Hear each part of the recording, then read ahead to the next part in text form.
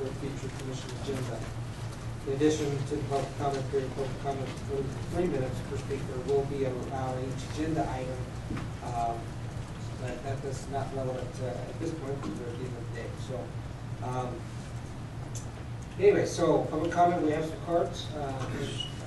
Okay, we'll go ahead and get started. Okay, and so basically what we've been doing is 3 minutes. When you have 15 seconds left, Vice Chairman Bob is going to let you know and wrap up your comments as close to that 3 minutes as we can. Blanco.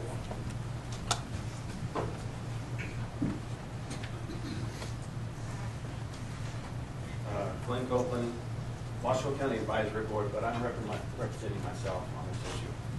I disagree with Department of Wildlife Law Enforcement classification Blackhorn 209 of the smokeless powder. As an avid muzzleloader hunter and shooter, Blackhorn 209 has been my powder of choice for the last couple of years. When I first received this letter at the end of July this year prohibiting Blackhorn 209 during the muzzleloader only season, it really caught my attention. On the barrel of my TC muzzleloader, it says, "Do not use smokeless powder in this muzzleloader." In the manual, in big red letters, it says, in the manual it says, "Black powder or black powder substitute only. Do not use smokeless powder in this muzzleloader." So that pursued me into finding out what's going on with this, because for the last couple of years I have been using this powder in my muzzleloader. I got a hold of the Western Powders who makes this muzzleloader, and before I did that, I actually also emailed all of the muzzleloader manufacturers in the country. 95% of all the muzzleloader manufacturers, CBA, Knight, Traditions, all came back with the same response saying that, and you have a copy that was in the handouts there, that Blackhorn 209 is a black powder substitute and safe to shoot in their guns. So when I got a hold of Western Powders on this particular, they're the manufacturer of Blackhorn 209, they sent me data on the powder. This is the same classification as Pyrodex and 777, classified by, they say alcohol, tobacco, and firearms storage and use. NDOT has classified Blackhorn 209 as a U.S. UN propellant solid, UN 0499. It says the chemical makeup of propellant does not determine how propellant is classified. So, just in conclusion, is that I really don't understand how we classified it. Just all of a sudden, it's a smokeless powder, when especially the manufacturers of muzzleloaders, whose liability is on the line, that they consider it a black powder substitute. Now, as an avid muzzleloader, 15 seconds. I have both of these. I have a Savage that can shoot both of these, and you can shoot a regular cartridge loading smokeless powder in that particular black powder. So I challenge this. Personally, I'd like to see this removed and consider this to be illegal to use. Thank you. William Will.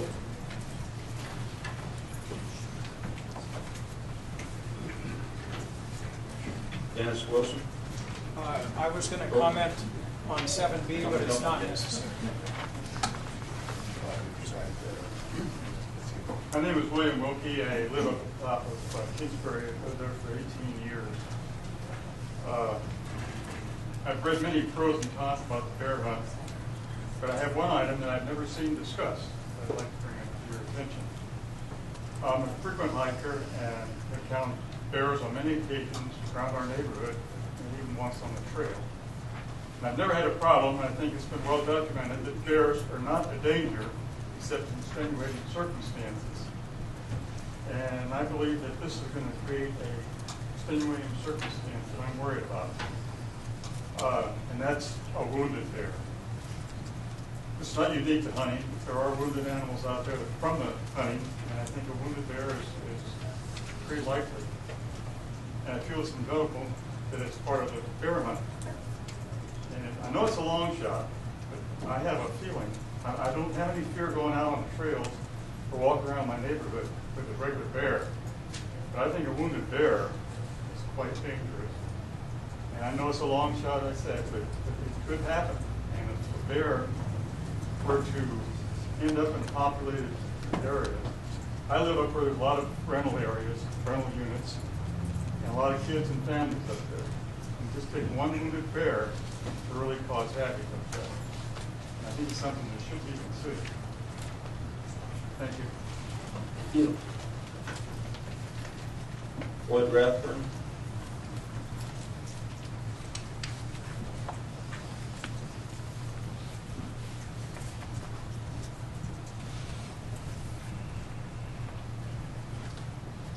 Well, thank you. I'm Floyd Rathburn. I live in Fallon, and I'm representing myself today. I came to the meeting because I saw the subject of both sage-grouse and bighorn sheep on the agenda. Last month, I presented to this board testimony from Trev Fullstone, who was given in Elko in December of 2010. That pretty much tells the story that I was going to remind everybody of. There's one other issue involving sage-grouse, and the guy, I didn't catch where he worked, the pink shirt guy, the Fish and Wildlife Service, the young guy,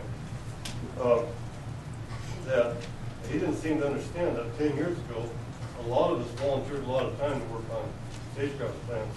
In the plans I worked on, White Pine County and Churchill County and some others, we became real specific that if we're going to discuss habitat, then we need ways to measure that habitat. We need objective measures of what habitat means, not just throw the word out as a buzzword. And the issue we talked about a lot was using USDA ecological sites as a way to describe the plant community components of habitat along with state transition models. We built that into the language of those county plans. I don't know if it's in the state plan anymore or not. One of the things that we discussed in those plans is that our greatest sage-grouse population occurred in the 20s, 30s, 40s, on up to about the 60s. At that time, we had a lot of small ranches around the state. Each one had small irrigated meadows where they diverted the stream. There was a lot more sage-grouse habitat when we had more ranches. And so if the goal is to have more sage-grouse, then the objective of any plan ought to be to do what was done at the time when we had more sage-grouse. And that seems to be disappearing from the conversation of the sage-grouse plan. So I would like to have this group re-emphasize that the goal is more sage-grouse. The goal is not to have more meetings. The goal is not to have more committees, but the goal is to actually have more sage-grouse throughout Nevada. And by the way, when Mr. Gardner referred to and what the young guy said, I hope you understand that Senator Feinstein's taken an interest in agencies such as Fish and Wildlife Service using factual truth for science for change. She's just written last week some really serious letters to Salazar and Interior and Fish and Wildlife Service, telling them to get back to being factual and quit using information that doesn't exist and using information that doesn't. 15 seconds. So we've got a lot going on. I was disappointed to find out that one of the examples of a thoroughly studied bighorn sheep population has not been brought up since I brought it up, and that is the bighorn sheep down near the Bishop area. If you want to see correlation between bighorn sheep and domestic livestock, there's a best example. Okay. My time's up. Your time's up. Thanks.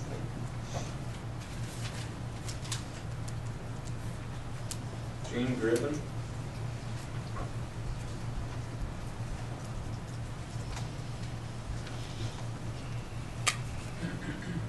Hi, Jean Griffin, property owner and resident of Virginia City Highlands.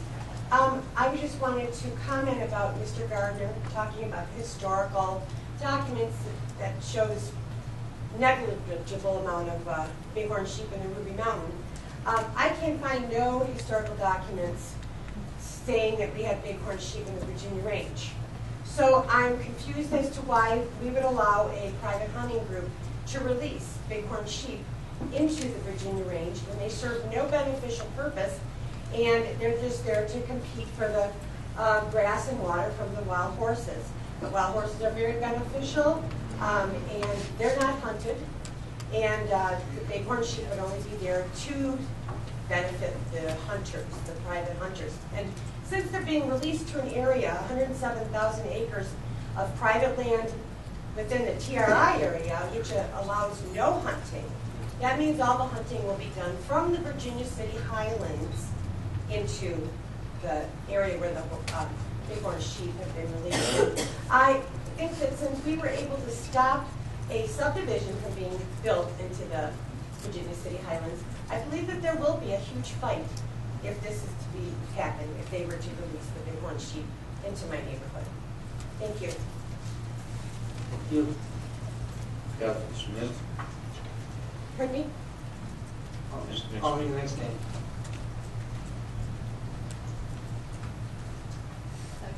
Kathy Smith from Reno. As I have stated in several prior emails and letters, I'm very concerned that the bear hunt is not sustainable. I've never questioned the data or its collection. I've only questioned the analysis of the data and its conclusions. The density of the wildland bears has decreased substantially from 1990 to 2003. Dr. Beckman even noted, despite a greater trapping effort in the 2003 study, that they captured fewer bears in 5 years than Goodrich did in 3 years in 1990. We do not know what the current density of the wildland bear is. I've asked several times. To use Beckman's own words, there has been a spectacular depopulation of the wildland bear. I understand more information was presented today regarding the average 16% increase, and look forward to evaluating it after the meeting. Unfortunately, it would be very helpful to have this information prior to the meeting, as requested multiple times. There are no studies on the movement of bears from California to Nevada. Bears could just as easily have that movement into California. Additionally, the Nevada black bear is on the edge of its range. The first line of Beckman's dissertation states, populations at the edge of their range are more extinction prone. The bear has a low reproductive rate, especially the wildland bear, making it much more vulnerable to errors in management. Part of the reason hunters are harvesting such a high proportion of females is that there are more females in the wildland bear population. Urban bears are more than 4 times more likely to be male. Cubs will be orphaned and pregnant sows will be killed. When the cubs are orphaned, it puts a black mark on all responsible sport hunting. One of the bears harvested the first weekend was even treated, and she was still taken. Again, I'm using Mr. Lackey and Dr. Beckman's data to question the interpretation. Now, if the urban bear population is saturated, I can see how potentially the wildland bear population may begin to increase. However, given the lower reproductive rates of the wildland bears, the lower number of males in the wildlands, and the fact that the Department of Wildlife still euthanizes nuisance bears, creating a sink, wouldn't it have been more prudent to give the bears a few years to recover, to see if they will even recover? Of note, from what I understand from Dr. Beckman's presentation earlier today, he did not say he supported the hunt, nor that it could even be sustained. I would think you would have wanted those words from his lips if he had been willing to say them. He did not say the numbers were increasing enough to sustain a hunt. Please reevaluate this bear hunt. I have great hopes for this new commission. This bear hunt is not what is best for the bear. It is not what is best for Nevada. Thank you. Dean Bradfield.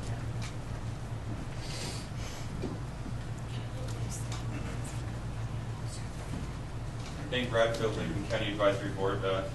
I turned in my speaking card to speak on informational item 7D, the Atlanta Farms Hunt. However, closer reading the instructions for this, maybe my comment's not appropriate for this period. If it pleases the commission, I'll refrain and speak on another different time. No, everything's open. Okay. We are in very much support of the actions that the department has taken in regards to the Atlanta Farm depredation hunt. This is if you've seen, it's a very hard place to manage for these elk that are doing the damage, and they do a lot of damage. I was on the arbitration panel when that was set in place several years ago. I've seen the damage. I work for the electric utility down there. They rip up panels, meter sockets, all kinds of stuff when they start running down there. However, how the hunt has been designed earlier, it's not targeted the problem bulls, as Mike Scott has displayed to us today. And we feel that this going to the smaller hunts, the emergency hunts for bulls, is able to better specifically hunt the problem elk. As Mike said, we've tried to put in place a management hunt that it didn't go, so we could, hopefully not harvest these larger bulls. With cow hunters, we've seen low success. We see it in our general season rifle hunts too. I don't know how to classify a trophy cow. If you could go on girth, there'd be plenty of trophy cows around Atlanta farms. But it's a very tricky task to try to complete to solve these problems in Atlanta farms. We work closely with Mike. We know that there's going to be continuing issues with this, and we are prepared to try to take them on the best that we can. We look forward to working with the commission on this. We just wanted to express that we are in favor of the actions that the department has taken at this time, and we realize there's loopholes that were unseen with changing the hunt this year. Some people lost out on some bonus points on the 4102 hunt, or maybe get a second chance to hunt a larger bull. But things that we're going to have to work out, we realize that everything can't be foreseen. Question. What is the Lincoln County Cap think about killing the large trophy bulls? We do not want to do that. As was stated in Mike's presentation, a lot of the larger bulls are not the bulls that are causing the problems for property damage on the farms. So getting away from that 2-month hunt, how it was before, where you applied for it, it was beginning of August till the end of September, where they could hunt them during the rut. We didn't want to do that anymore. That was killing a lot of good bulls that were just coming down to be with the cows during the rut. So yeah, we're in favor of these smaller hunts, more in August when we're out of the rut period. Okay. Did you have a question? No. Oh. Darren Elmo.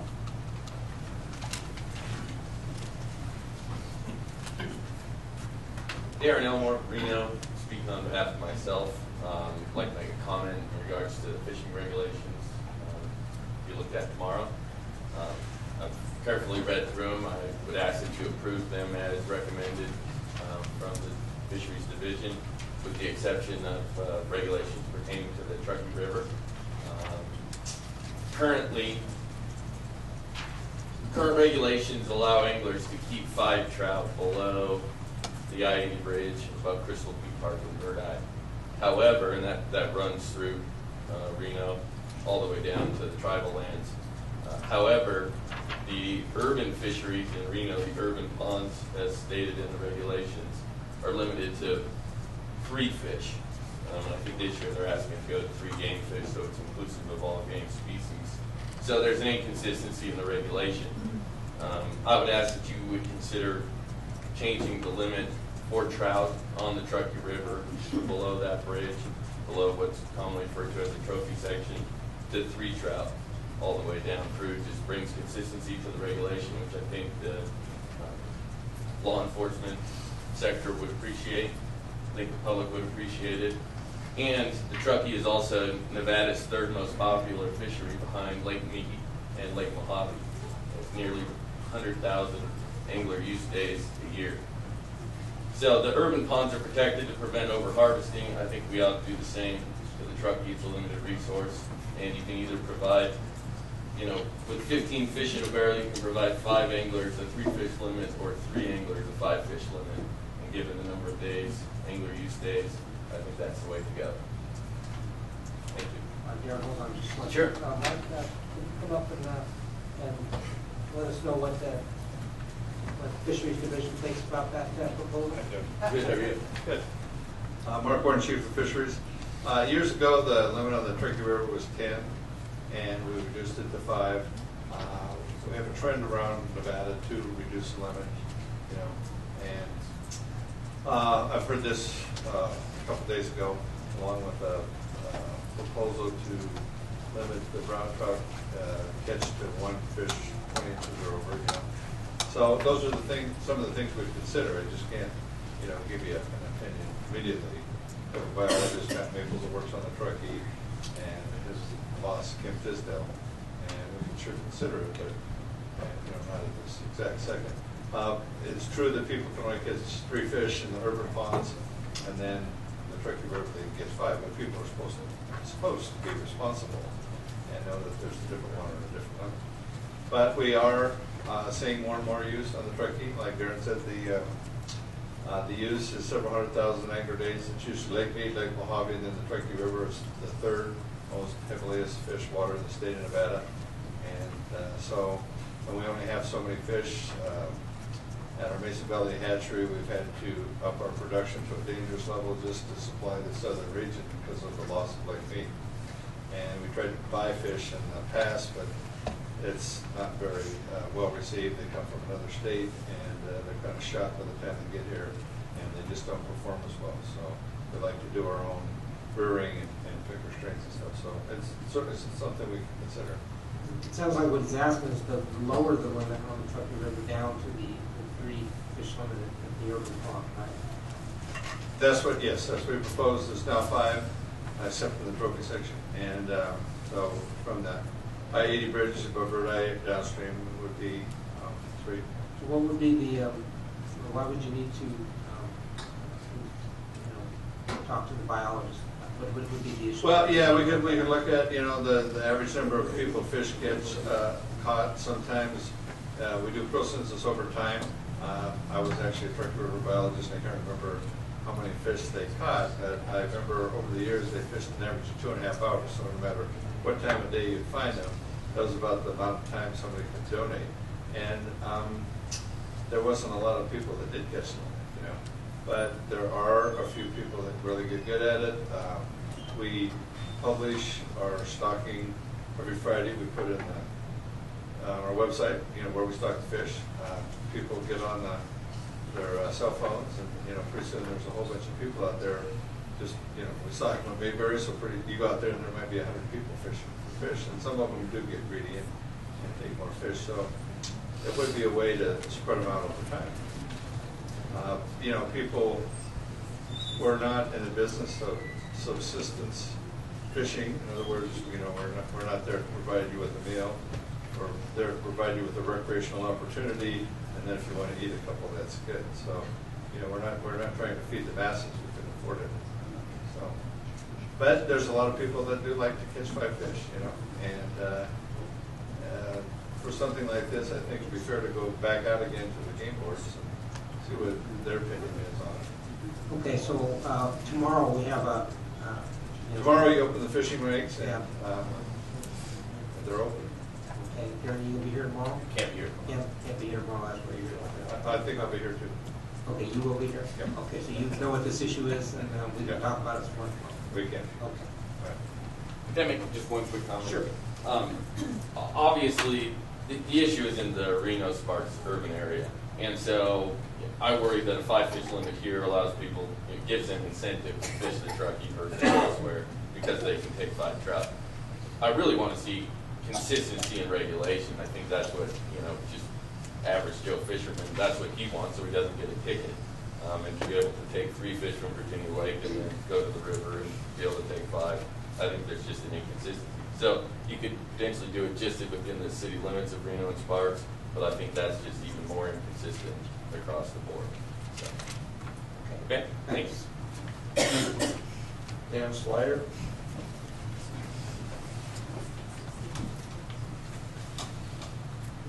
My name's Dan Slider. I live in the State Line, and I'm up on Kingsbury Grade. At the recent Douglas County CAB meeting, one advisor voted against the hunt. He was reasoning that Tahoe should not be included in the hunt. And I'm just here to reiterate that point, no matter what decision is reached by the commission ultimately, that this is an area of trails and kids and joggers and hikers, and I just don't feel that a recreational land and the guns will mix in this particular area. And I hope we make the right choice and don't head away. Actually, I think on that particular issue, I think we are looking at, congested areas and, and with that, that's going to be... That rim trail, it circumvents the entire lake, and right now, there have been hunters up in that area. So it's a real concern for all of us to live there. Okay, thanks. Karen Eckerlin.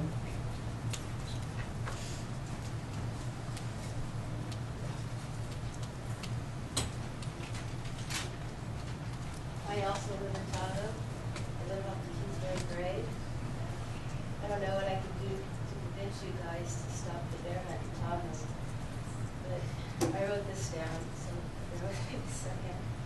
Not used to getting up and speaking.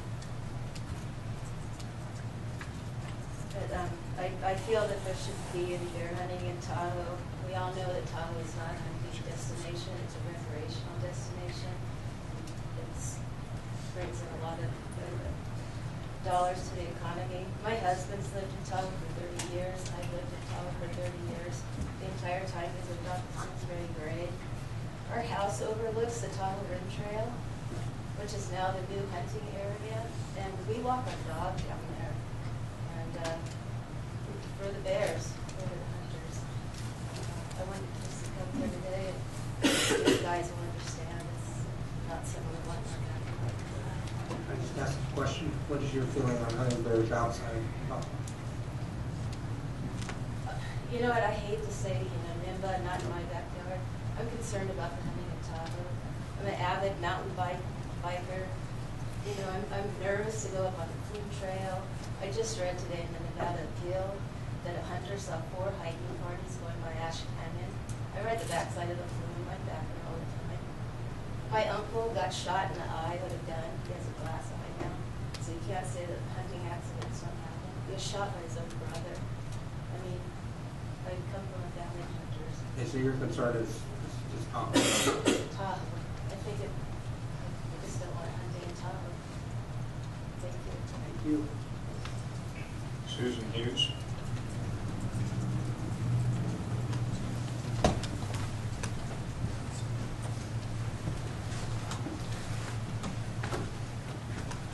Sue Hughes, I'm a resident of Incline Village, and I pretty much was going to just say the same things that the previous two speakers were saying. I'll add a couple other things. I live adjacent to public lands in Incline Village in the upper areas, so I am concerned about safety just in my immediate neighborhood with the bear hunt. Myself, many of my neighbors, visitors and guests, we go hiking up in the hills, certainly within the current hunting area. I'm also very concerned about what effect hunting bears in that area are going to have on the nuisance bear population in my neighborhood. I've lived here about 10 years, and we definitely have problems with nuisance bears. And I think that the hunt is going to, at best, not having any effect on controlling the nuisance population, but I think it really has the potential to make it worse by putting pressure downward into our neighborhoods. Like the other speakers, I'm an avid recreationalist and have a lot of people visiting, and I don't think it's compatible with the hunt. So I have to say I'm opposed to the hunt period, but in particular the Tahoe area, I think there's many more reasons not to have it in the Tahoe Basin. I'm concerned about, the dogs in our neighborhood. Thank you. Molly Kingston.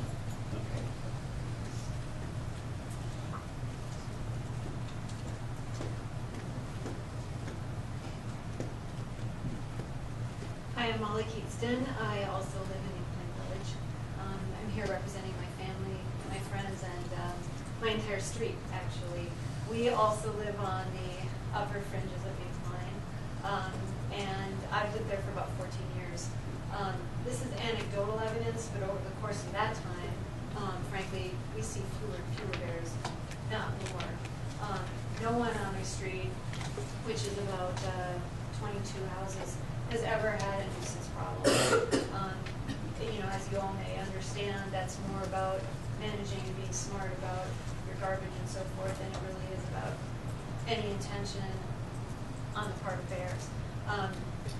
Everyone that I know, my friends, my neighbors, are adamantly opposed to the hunt, certainly in Tahoe and more broadly. And I know you guys have heard an earful about this, and not to be redundant, but from a standpoint of economics, from the standpoint of science. There really hasn't been anything compelling presented that would advocate this action. So ultimately, from a political standpoint, it really comes down to preferences. And certainly we can't dispute that the preferences have been, by far, majority of people saying no. And so, with all due respect, I'm just here to try to echo that sentiment and reinforce that, particularly for those of us who live in Tahoe, it's been said again and again, this is certainly a safety issue for us. We choose to live there for access to recreation. People choose to live in Vegas for access to entertainment and different things. And that doesn't mean they don't have a say in what goes on here, but certainly we as residents are very, very impacted. We maybe have to pay more in certain circumstances for groceries or other things to be able to live up there, but the privileges, I go out my back door every single day, little kids, pets, etc. And statistically, there is an incidence of hunting accidents. A former vice president was involved in one. Even experienced, bright people have accidents. And so that is, I think, a very, very valid concern that's been brought to you, I'm sure, over and over again. So hopefully you can take those into consideration. Thanks so much for your time. Thank you. Jan Hunt.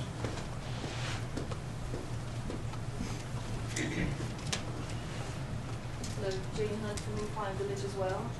And despite my unfortunate last name, I am opposed to the hunt. I collected about 400 signatures, and most of the people I approached were very enthusiastic about signing the petition against the hunt. Some people thought it was going to make a difference to the nuisance bears that get in the dumpsters. I think that's a little misinformed. I think the human beings up at Tahoe need to be better trained. And I'm president of my homeowners association, and I'm going to put in 3 bear-proof dumpsters in my complex of 83 units. I'm also a cross-country skier, and I am actually worried about, coming across hunting dogs, maybe a wounded bear, and it's a little disconcerting. I also come from a country where we've hunted bears to extinction, and I think the black bear or bears are beautiful, majestic animals that should be revered and not hunted. So I please encourage you to vote against the hunt becoming permanent. Thank you. Thank you. Pamela Garden. I have your written testimony, but I can speak to that. Yeah, I can't remember it, but I thought I would just come up, enter that into the testimony and say that I am opposed to bear hunt, and I don't believe it's sustainable. Just based on what I've read through the entire 2004 Nevada black bear brochure, and at that time, it wasn't believed that a hunt was sustainable, and I just don't understand if the population was stable from, I think, about 1990 through 2004 at 150 to 300 bears, and a hunt wasn't sustainable then. I just think more research is needed to determine what the actual population is now. I just can't believe that it's doubled in the past 6 years. I'm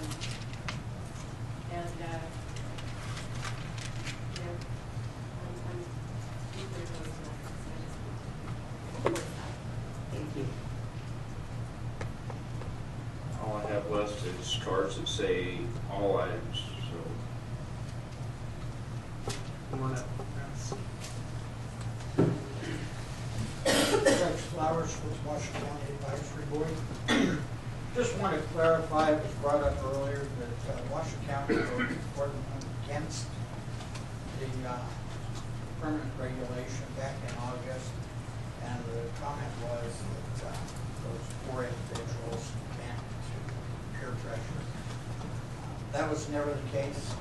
Those 4 individuals all said, both in August and in September, that they were never against bear hunting. They wanted to get more public input at the time. They had other issues. They wanted to hear more from the public. There were comments about the science not being good. They wanted to see somebody come back with any materials that could show where that they were correct, that the science was bad. They wanted to see if anybody would come back with any suggestions, like, you know, if you're gonna have a bear hunt, let's not have it on the west side of the Tahoe Rim Trail, whatever. But they wanted to give everybody an opportunity to come back with some. Hearing no positive input, they went with where they originally said they were at, and that was to eliminate or to go for the permit regulations. The other issue was habitat degradation, been brought up on a number of occasions, and everybody says it's really up to the department to fix that. Well, the department is in the business of wildlife. U.S. Forest Service and BLM are in the business of habitat. And a lot of the loss of habitat really has come down to our municipalities. It's come down to the cities of Reno and Sparks and Carson, Minden, Gardnerville, and the counties that they sit in. They're the ones that are allowing people to move out into these areas. There's been land use change and such. And so those are issues that we, within the you folks in the wildlife department, said, you can't handle those. Those are outside of your realm. That's right. Anybody else? Mr. Lynn? Okay. My name is Jerry Land, and I want to talk about mule deer. In 1988, we had 240,000 deer. In 2009, we had 106,000 deer. In over 20 years, we lost almost 70% of our deer, and these are end-down numbers. Unless you commissioners step up to the plate and want to do something about this tremendous continuing decline, I think the deer are doomed. And I presented these graphs at a commission meeting a while back that shows a long-term linear trend in 27 areas. And there's only 2 areas that were halfway level. Every single area, long-term trend is down. And I'm going to put that in the record again. And I think that's something that every commission, this is from NDOW's figures now. I went back to the hunt book and got it. And no one's ever doubted this data. And why? Because it's NDOW's data. And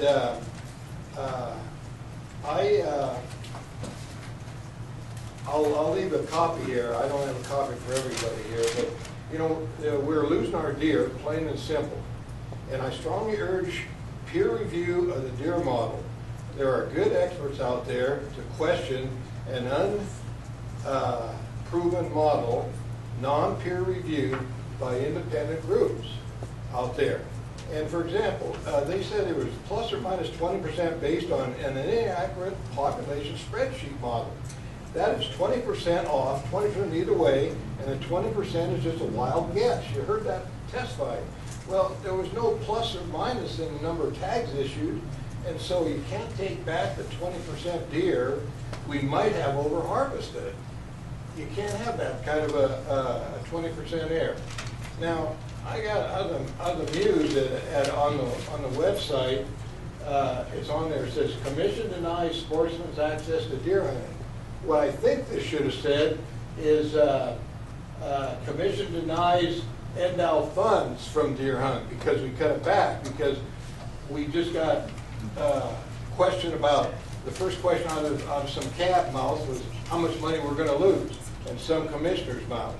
And I remember the predecessor to the PIO and NDOW telling me and another ex-commissioner and all the public news releases years ago in the 70s, the tag draw is above reproach and is ludicrous for anyone to say otherwise. And Mr. Chairman, I laughed earlier when your comments on Carl Lackey, they were so familiar. Just like the chairman years ago said about the tag draw and the NDOW personnel. They're above reproach, it's ludicrous, and when we asked them to audit the tag draw system because we exposed some flaws in it. And boy, did we prove them wrong. Fraud, abuse, illegal actions. And it's tough to be the lone voice. Nobody wants to be the lone voice. And I hope you guys are all not retired when you are proven wrong also. I really hope so. We need an audit and a peer review of this whole deer draw system. We're really doing the model. And there's nothing to lose if you're doing correct deer management. There's nothing to lose. It's nice thing. It's been proven. We've had a 1% increase in. Your 3 minutes are up. We have, with that? 3 minutes are up. Let me make one more comment. I clocked Larry Johnson, and you gave him 6.5 minutes. He was representing an organization. What's that? He was representing an organization. But 6 minutes is your rule, and he got 6.5 minutes. So you better make sure you treat everybody separately, or give me 10 more seconds. Okay, hurry up. We've got a 1% increase in deer numbers over the last 10 years, and the tags went up 10%. Now, tell me how that works. I don't understand the science. And these are end-down numbers. You really got to get that thing looked at by some specialists outside the agency. Thank For you. the deer do. Thank you. Just for clarification, when I'm timing people, it's from the time they start speaking, not from the time I call their name. So if there's a question on time, it's from the time they get to the podium and start Call you speaking. from the first word out of their mouth. Okay, anybody else in the public would like to speak, even though you don't have a card? Anybody else? Okay, come on up.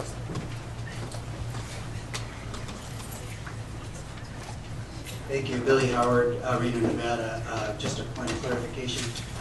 The signatures that are here, 75% of the 7,600 of them are Nevada residents. The 25% left are from California. That's why I left them here for you to look at, but you all have a scan of these.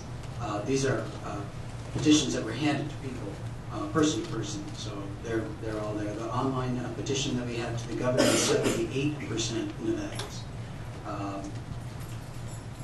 Regardless of that, the mission of NDOW is to the citizens of Nevada, quote unquote, to the citizens of Nevada and the United States. This bear hunt is open to tag application from people all across the country, and so we're sure we feel that it's fine if people from across the country weigh in on this issue.